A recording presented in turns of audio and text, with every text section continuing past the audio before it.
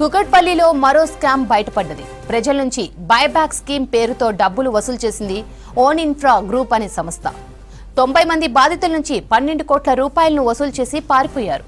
దీంతో బాధితులు పోలీసులకు ఫిర్యాదు చేశారు. కేసు నమోదు చేసిన పోలీసులు వెంకటేష్, వంశీకృష్ణలను అరెస్టు చేశారు.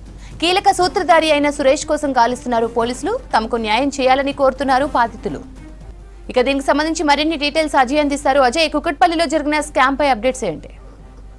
యశ్వంతి, పెట్టుబడులు పెడితే అధిక మొత్తంలో లాభాలు చూపిస్తామంటూ మరొక భారీ స్కామ్ సైబరాబాద్ కమిషనరేట్ పరిధిలో వెలుగులోకి వచ్చింది. ఇటీవలనే సైబరాబాద్ కమిషనరేట్ పరిధిలో ఈ తరహా సంబంధించిన మోసాల్ని ఎకనామిక్ ఆఫెన్స్ వింగ్ ఈఓడబ్ల్యూకి సంబంధించిన పోలీసులు వరుసగా ఇలాంటి నేరాల్ని తెరపైకి తీసుకొస్తున్నారు. ఇప్పుడు తాజాగా కుకట్పల్లి కేంద్రంగా సర్దార్ పటేల్ నగర్ లో ఉన్నటువంటి ఫ్లాట్ నెంబర్ 101 JNTU పక్కనే ఉన్నటువంటి ఈ కాలనీలో ఒక ఆఫీస్ ఏర్పాటు చేసుకొని వి ఓన్ ఇన్ఫ్రా గ్రూప్ సంబంధించి ఒక సంస్థను ఏర్పాటు చేసి పెద్ద మొత్తంలో కూడా ఇన్వెస్టర్స్ ఎవరైతే ఉంటారో వాళ్ళందరినీ కూడా ఇన్వెస్ట్ చేయాలి అంటూ ఈ సంస్థకు సంబంధించిన వాళ్ళు మోటివేట్ చేయడము, దాదాపు 90 మంది దగ్గర 12 కోట్లకు వసూలు చేశారు అనేది ప్రస్తుతము ఈఓడబ్ల్యూకి సంబంధించి సైబరాబాద్ పోలీసుల నుండి మనకు అందుతున్న సమాచారం. అయితే 2 స్కీమ్లను ఏర్పాటు చేశారు. ఆ స్కీమ్లు కూడా ప్రజల్ని ఆకట్టుకునే విధంగా, అంటే డిపాజిట్ చేస్తే ఏ విధంగా వాళ్ళు ఆకట్టుకుంటారు అనేది కూడా చాలా క్లియర్ గా ఈఓడబ్ల్యూకి సంబంధించిన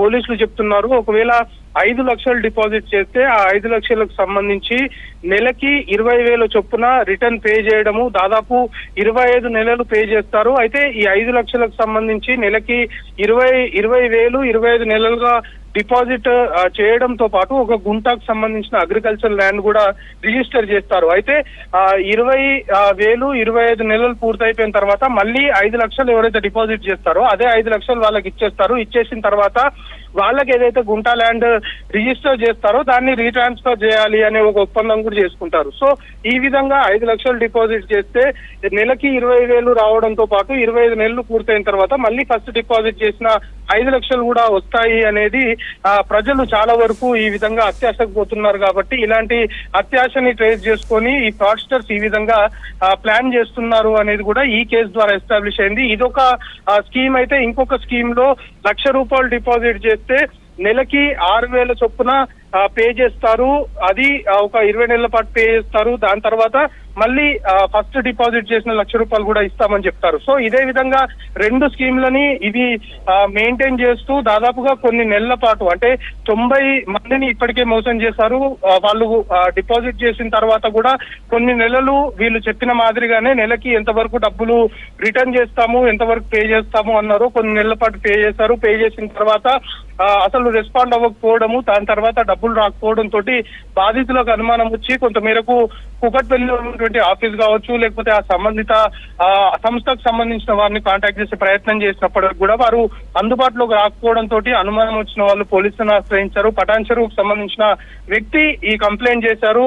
సో ఆ కంప్లైంట్ తోటి ఈఓడబ్ల్యూ పోలీసులు కేసు నమోదు చేసుకొని దర్యాప్తు చేయగా దాదాపు 25 మంది, అంటే 90 మంది దగ్గర 12 కోట్లు వసూలు చేశారు అనేది ఇన్వెస్టిగేషన్ లో తేలింది. కానీ పోలీసులు వాళ్ళ దృష్టికి వచ్చిన కేసెస్, ఈ కేసుకు సంబంధించి 25 మంది బాధితులు ప్రస్తుతం పోలీసులని ఆల్రెడీ ఆశ్రయించారు. కాబట్టి ఇప్పటికే పోలీసులు దర్యాప్తు చేస్తున్నారు. ఆ దర్యాప్తులో భాగంగానే ప్రైమరీ ఇన్వెస్టిగేషన్ లో దాదాపు 90 మంది బాధితులు కూడా ఇందులో ఉన్నారు అనేది పోలీసులు గుర్తించారు. అయితే ఇప్పుడు సైబరాబాద్ సంబంధించి ఈఓడబ్ల్యూ ఎకనామిక్ అఫెన్స్ వింగ్ సంబంధించిన పోలీసులు ఒక సిన్సియర్ అపీల్ మాత్రం చేస్తున్నారు. ఏదైతే ఈ విధంగా తక్కువ పెట్టుబడి పెట్టి ఎక్కువ లాభాలు వస్తాయని కావచ్చు, లేకపోతే ఇన్వెస్ట్ చేస్తే పెద్ద మొత్తంలో కూడా ప్రాఫిట్ చూపిస్తామని ఎవరైతే ఆశ చూపిస్తారో అలాంటి సంస్థలకు సంబంధించి వాళ్ళ రిజిస్ట్రేషన్ అనుకోవచ్చు, వాళ్ళ స్టేటస్ ఏంది అనేది పూర్తి స్థాయిలో కూడా అబ్జర్వ్ చేసిన తర్వాతనే వాటిలో ఇన్వెస్ట్ చేయాలి. అసలు ఇలాంటి వాటిపైన, ఎందుకంటే తక్కువ డబ్బులు ఇన్వెస్ట్ చేస్తే తక్కువ కాలంలో ఎక్కువ మొత్తంలో డబ్బులు వస్తాయి అని చెప్పేవారిని అసలే నమ్మకూడదు అనేది ఎకనామిక్ అఫెన్స్ వింగ్ సంబంధించిన